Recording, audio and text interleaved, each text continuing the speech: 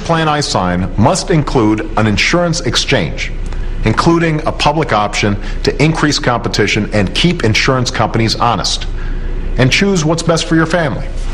Come on, Wall Street, don't be slow. Man, this is war a go-go.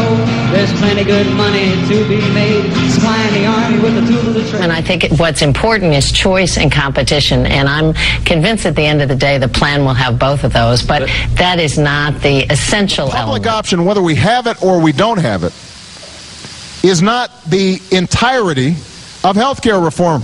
This is just one sliver of it, one aspect. Why is the public option dying now? It's dying because of a collapse of political ambition.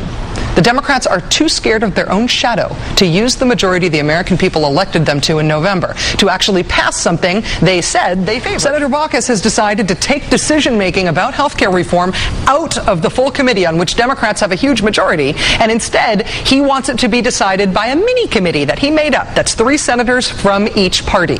As if the American people elected a half-and-half Republican and Democratic Senate this year, which we did not.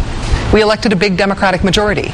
But then Democrats decided to wield that majority by giving the Republicans control over what kind of health care reform we get. So we get no public option.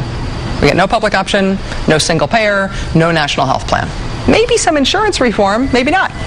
Depends on what else the Republicans want. What a difference a day makes. Yesterday's big bad news for the prospect of health care reform was that the public option was dead. The idea that Americans should have the choice of joining a program like Medicare if they wanted to, instead of private insurance, it had run into Republican opposition, and the Democrats looked like they had decided to fold. Over the weekend, representatives of the White House and the president himself floated the idea that the public option would not necessarily have to be included in health care legislation in order for the president to sign it. The president had previously described that as a must. So, after this weekend, cue the howls of protest from Democrats and liberals, and just from people who thought we were really going to get real health care reform this year. Just one day later, hello, public option again. Missed you while you were gone. Secretary Sebelius, today. Here's the bottom line. Absolutely nothing has changed. We continue to support the public option that will help lower costs, give American consumers more choice, and keep private insurers honest.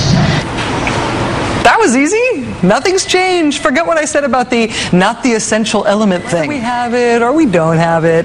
That was President Obama speaking on Saturday. Today, his communications director for his health reform effort put it quite differently, while again insisting that nothing has changed.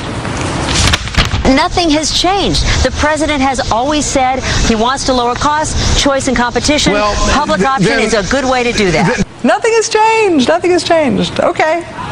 So I guess the public option is not dead at all. It was all just a big misunderstanding. Nothing has changed.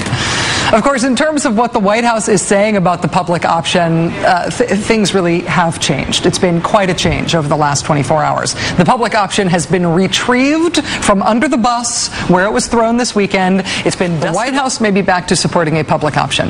But the key Democrats in the Senate, Democratic senators like Kent Conrad, no. They are not on board with the public option. They're saying it's not even possible. They do not seem to be changing their mind about it. Not yet, at least. But behold, in the other House of Congress, in the House of Representatives, we have spotted that rarest of all political animals, long thought to have been extinct. It is the liberal hardliner. Liberal Democrats in the House are now coming forward to draw a line in the sand to say no public option, no support from them. No public option, no votes from them. 60 House Democrats have sent a letter to Health and Human Services Secretary Kathleen Sebelius that says, quote, any legislation that moves forward through both chambers and into a final proposal for the president's signature must contain a public option. The all caps on must, that's their emphasis, not mine. For the record, that is 60 Democrats in Congress explicitly saying they will vote no on any legislation that does not include a public option. Democratic Congressman Anthony Weiner of New York puts that number even higher, saying perhaps 100 House Democrats would be willing to vote against a bill that doesn't include a public option. Democrats drawing a line in the sand against conservatives in their own party. Democrats playing hardball from the progressive side. Pinch me. I'm dreaming.